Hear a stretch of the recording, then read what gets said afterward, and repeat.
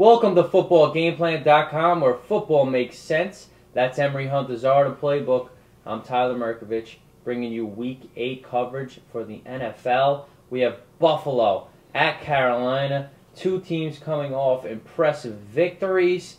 What are your keys to victory for Dick Duran? Keys to victory for the Bills: they have to neutralize that Panthers pass rush by screens and misdirections. So be multiple in your offense. Screens, misdirections, and draws will help you out against that Panthers pass rush, because Julius Peppers is catching fire the last couple of weeks. So you have to neutralize that by keeping those guys off balance. Second, you have to make sure that O-line has to at least hold up a little bit against this Panthers front four, because you saw what happened last week. Trent Edwards got hammered, concussion, out the game.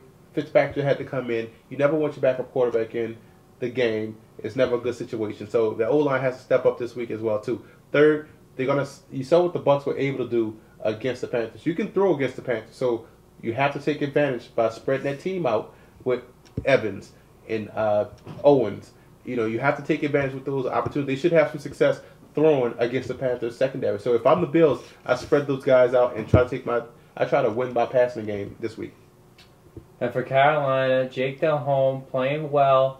Steve Smith not really getting into the mix, but the running game is getting going with Jonathan Stewart, D'Angelo Williams.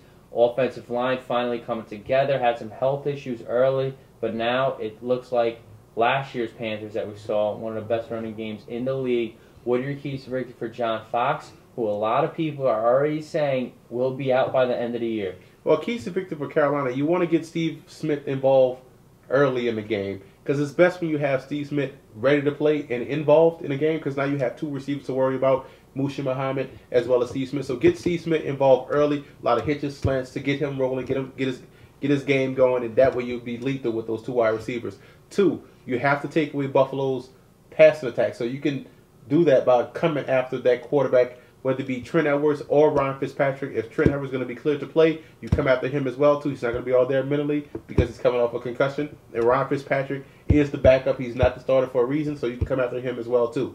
Third, you have to win special teams against Buffalo.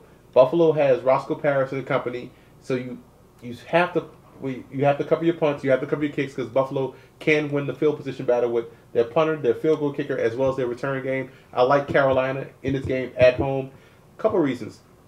Peppers is turning it on right now. That running game is going, and Jake Delhomme has seemed to calm down a little bit. I think all three phases will click again for them to beat the Bills at home. Well, Buffalo showed me some toughness, but Carolina's on a roll, and this makes sense to take the Panthers because the running game is coming together, and Buffalo gave up 200 yards to Thomas Jones, and the Jets absolutely were killing them on the ground in the first half. So it was a whole different story in the second half. So everything tells me to take the Panthers. I'm going to go with Carolina at home. For more NFL previews, visit footballgameplan.com/NFL.